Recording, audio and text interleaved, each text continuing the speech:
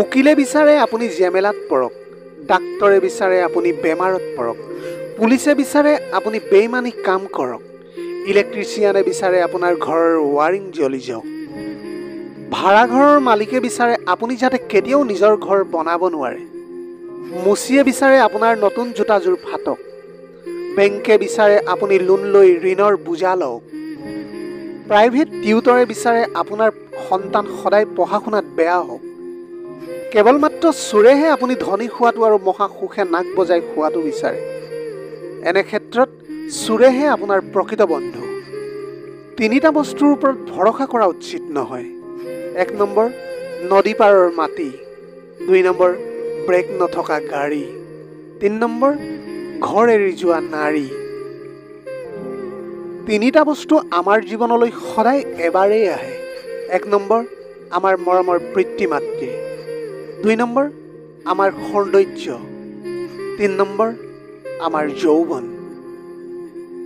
তিনিটা বস্তু সদায় মৃত্যুৰ পিছতো আমাৰ কামত আহে। 1 নম্বৰ, সুসন্তান। 2 নম্বৰ, ভাল কাম। 3 নম্বৰ, পৰোপকাৰ। তিনিটা স্বভাৱে সদায় সন্মান নষ্ট কৰে। 1 নম্বৰ, চুৰি ডকাইতি। 2 নম্বৰ, কথা লগাই ফুৰা। 3 নম্বৰ, মিছা কথা কোৱা লোক। তিনিটা বস্তু মনত কেতিয়াও নাৰাখিব। 1 নম্বৰ, হিংসা। 2 নম্বৰ, অভাৱ। 3 নম্বৰ, সন্দেহ। তিনিটা কথা সদায় মনত ৰাখিব। 1 নম্বৰ, উপদেশ। 2 নম্বৰ হৈছে উপকাৰ। 3 নম্বৰ, মৃত্যু। তিনিটা বস্তু সদায় নিয়ন্ত্ৰণত ৰাখিব। 1 নম্বৰ, আপোনাৰ খং। 2 নম্বৰ, আপোনাৰ জিভাখন। 3 নম্বৰ, আপোনাৰ মনটো। তিনিটা কামৰ অভ্যাস এৰক। 1 নম্বৰ, আপোনাৰ সততা। 2 নম্বৰ, ভক্তি। 3 নম্বৰ, আপোনাৰ ভালপোৱা। তিনিটা বস্তুৰ পৰা সদায় দূৰত থাকক। 1 নম্বৰ, ঠগ প্ৰবঞ্চনা। 2 নম্বৰ, অহংকাৰ। 3 নম্বৰ, অভিশাপ। সদায় তিনিটা বস্তু চিন্তা কৰি ব্যৱহাৰ কৰক। 1 নম্বৰ, আপুনি ব্যৱহাৰ কৰা কলমটো। 2 নম্বৰ, আপুনি যি কথা কয়। 3 নম্বৰ, আপুনি যিটো পদক্ষেপ লয়। মানুহৰ জীৱনত আশাৰ শেষ নাই। আপুনি নিজৰ সকলোখিনি উজাৰি দিলেও মানুহে সেইখিনি কম বুলিয়ে ভাবিব। সেইবাবে মানুহক সিমানখিনিহে দিয়ক যিমানখিনি তেওঁৰ যোগ্য। এজন ব্যক্তিয়ে ৰেল আহিবলৈ 3 ঘণ্টা বাকী আছে বুলি জানি ৱেটিং ৰুমতে কিছু পৰ জিৰণি ল'বলৈ গ'ল। ৱেটিং ৰুমত প্ৰৱেশ কৰিয়েই তেওঁৰ চকুত পৰিল যে ৱেটিং ৰুমৰ লাইটটো বেয়া হৈ আছে। তাৰপিছত ওলাই আহি এখন দোকানৰ পৰাই তেওঁ এটা বাল্ব কিনি আনি সেই ৱেটিং ৰুমটোত লগাই দিলে। তাৰপিছত তেওঁ খেয়াল কৰিলে যে ৱেটিং ৰুমটো মকৰা জালেৰে ভৰি আছে। পুনৰ দোকানলৈ গৈ তেওঁ এডাল ঝাৰু কিনি আনি মকৰা জালবোৰ পৰিষ্কাৰ কৰিলে। তাৰপিছত তেওঁ দেখিলে যে ৰুমটোৰ মজিয়াখন বহুত লেতেৰা হৈ আছে। দেৰি নকৰি তেওঁ ৰুমটো চাফা কৰি পেলালে। তাৰপিছত তেওঁ লক্ষ্য কৰিলে যে ৰুমটোত থকা চকীবোৰ ইমান আৰামদায়ক নহয়।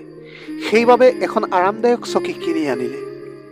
তাৰপিছত তেওঁ ৰুমটো সজাবৰ বাবে কিছু সামগ্ৰী কিনি আনিলে আৰু ৰুমটো নিজৰ মতে সজাই ল'লে।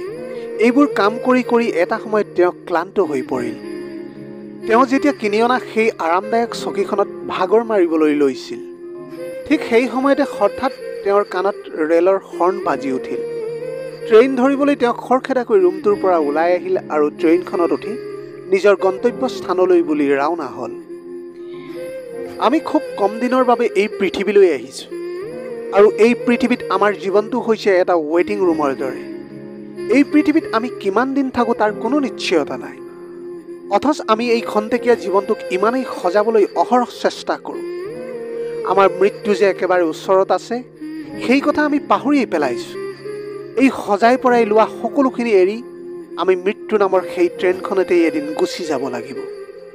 যিটো বস্তুৰ বাবে আপোনাৰ উশাহ বন্ধ হৈ পৰিছে, তাৰ পিছতো যদি ঈশ্বৰে আপোনাক সেই বস্তুটো দিয়া নাই, তাৰমানে সেই বস্তুটো আপোনাৰ বাবে অতি মাৰাত্মক আৰু ক্ষতিকাৰক। সেইবাবে ঈশ্বৰে সেই বস্তুটো আপোনাক দিয়া নাই। কাৰণ মানুহে আপোনাৰ ক্ষতি বিচাৰিলেও ওপৰত থকাজনে কেতিয়াও আপোনাৰ ক্ষতি হোৱাটো নিবিচাৰে। কাৰণ ঈশ্বৰে আপোনাক ভাল পায়। ঈশ্বৰে হৈছে আপোনাৰ বাবে উত্তম পৰিকল্পনাকাৰী। সকলোতকৈ ডাঙৰ অন্ধটো সেইজন যি নিজৰ ভুল কেতিয়াও দেখা নাপায়। সকলোতকৈ ডাঙৰ অশিক্ষিত সেইজন যি নিজকে সদায় নিৰ্ভুল বুলি ভাবে। আনৰ আচৰণৰ বাবে নিজৰ আভ্যন্তৰীণ শান্তি নষ্ট কৰাটো উচিত নহয়। নিজৰ উন্নতিত ইমানেই সময় দিয়ক যে আনৰ বদনাম কৰিবলৈ যাতে আপোনাৰ হাতত সময় নাথাকে। যিমান দিনলৈকে মানুহ এজন অসৎ হৈ থাকে সিমান দিনলৈকে সেই মানুহজনৰ কোনো শত্ৰু নাথাকে, কিন্তু যেতিয়াই সেই মানুহজন সৎ হৈ উঠে তেতিয়াই কিন্তু তেওঁৰ শত্ৰুৰ অভাৱ নহয়। সকলোৰে জীৱনতে সমস্যা থাকে। কোনোবাই ভয় শংকাত ভোগে, কোনোবাই সংগ্ৰাম কৰি আগুৱাই যায়। সদায় এটা কথা মনত ৰাখিব, সমস্যা থাকিলে সমাধানো কিন্তু নিশ্চয় থাকিব। নাৰীয়ে যদি ঘৰৰ জেমেলাবোৰ নিজৰ মাজতে সীমাবদ্ধ কৰি ৰাখে তেন্তে সেই সংসাৰলৈ শান্তি ঘূৰি আহিবই, কাৰণ পুৰুষসকলে ঘৰৰ বাহিৰৰ দায়িত্ব চম্ভালিবলগীয়া হয়। মনত ৰাখিব, যিকোনো সংসাৰত পাৰিবাৰিক অশান্তি প্ৰথমে সদায় ঘৰৰ পৰাই আৰম্ভ হয়।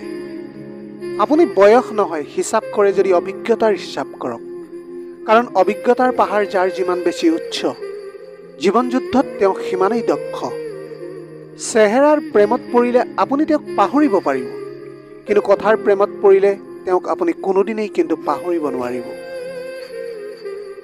মানুহৰ লগত যিমানেই সম্পৰ্ক কৰিব সিমানেই অভিজ্ঞতা অৰ্জন কৰিব পাৰিব। সেই অভিজ্ঞতা ভালেই হওক বা বেয়াই হওক, দুয়োটা অভিজ্ঞতাই আপোনাক এজন পৰিপক্ক মানুহ কৰি তুলিব। নাৰীয়ে গোপনে পুৰুষৰ পৰা কি বিচাৰে জানেনে? এগৰাকী নাৰীয়ে যিটো বিচাৰে সেইটো হৈছে তেওঁ বিচাৰে যাতে স্বামী বা প্ৰেমিকে তেওঁক পৃথিৱীৰ সকলোতকৈ বেছি গুৰুত্ব দিয়ক। ডকাইতে যিদৰে দৰিদ্ৰ মানুহৰ ঘৰত ডকাইত কৰিবলৈ নাযায়, ঠিক সেইদৰে শয়তানেও ভাল মানুহক এৰি বেয়া মানুহক অপকাৰ কৰে। জীৱনত সকলোতকৈ ডাঙৰ ভুল তেতিয়াই কৰিব যিদিনা দুদিনৰ চিনাকি মানুহবোৰক খুব সহজতে আপোন বুলি ভাবিবলৈ ল'ব। মানুহ চৰাইৰ দৰে কাষলৈ আহিব, কিছু সময় থাকিব, তাৰপিছত হঠাৎ এদিন উৰি গুচি যাব।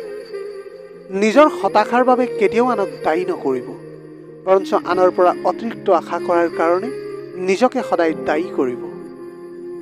যিজন ব্যক্তিয়ে নিজৰ হাঁহি বিক্ৰী কৰি আপোনাৰ বাবে হাঁহি কিনে সেইজনেই হৈছে আপোনাৰ মৰমৰ পিতৃ। ভালপোৱাৰ কথা প্ৰকাশ কৰিব নালাগে। যি প্ৰেম যিমান বেছি গোপন সেই প্ৰেম সিমানেই কিন্তু বেছি গভীৰ হয়। মানুহে নিজৰ প্ৰয়োজন পূৰ কৰিবলৈ আনৰ জীৱনলৈ আহে, আনৰ জীৱনক জটিলতাৰ মাজত পেলাই থৈ আনৰ সুখবোৰ কাঢ়ি লৈ এদিন নীৰৱে আঁতৰি যায়। 4 ধৰণৰ মানুহৰ পৰা সদায় দূৰত থকা উচিত। 1 নম্বৰ, যি আপোনাক মিছা কথা কয়। 2 নম্বৰ, যি আপোনাক অসন্মান কৰে। 3 নম্বৰ, যি আপোনাক ব্যৱহাৰ কৰে। 4 নম্বৰ, যি আপোনাক সৰু কৰিবলৈ যত্ন কৰে। মানুহৰ চকুত ভগৱান হোৱাৰ চেষ্টা নকৰি ভগৱানৰ চকুত মানুহ হ'বলৈ চেষ্টা কৰক। অৱশেষত এটা পজিটিভ মনোভাৱেৰে হতাশাই আপোনাক একোৱেই নিদিয়ে, বৰঞ্চ হতাশাই আপোনাৰ আশাবোৰক বিনিষ্টহে কৰিব। সেইবাবে নিজকে নিজৰ মতে নিয়ন্ত্ৰণ কৰিবলৈ শিকক। আজিৰ ভিডিঅ'টি কেনেকুৱা লাগিলে জনাব। যদি ভাল লাগিল তেনেহ'লে লগৰ বন্ধু বান্ধৱীসকলৰ মাজত শ্বেয়াৰ কৰিবলৈ নাপাহৰিব। আপোনালোকৰ গোটেই জীৱনটো হাঁহিৰে উপচি পৰক। পাৰিলে দুখীয়াজনক অলপ সহায় কৰিবলৈ চেষ্টা কৰিব। আপোনাৰ অকণমান সঁহাৰিয়ে যদি কোনোবা এজন দুখীয়াৰ জীৱনটো সলনি কৰিব পাৰে, তাতকৈ পুণ্যৰ কাম আৰু এই পৃথিৱীত একোৱেই হ'ব নোৱাৰে। Have a nice day.